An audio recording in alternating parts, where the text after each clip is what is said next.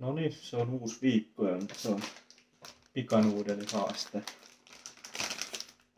Aloitetaan sillä, mitä kaapista löytyy. Ei ole vielä viikon ruokaostoksia käyty tekemässä.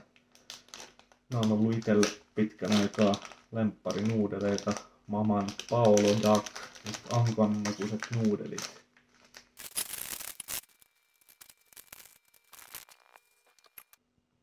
Sitten odotellaan.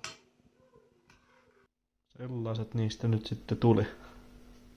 Itse muuta kuin ääntä kohti. Yleensä tulee näihin laitettua sekaan joku tonnikalapurkki tai jotain, että näistä tulee vähän ravitsevempia, mutta tässä nyt on ideana, että syödään ihan pelkkä pussin sisältä.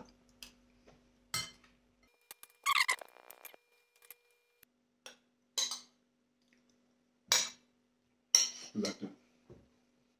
Ihan hyvä.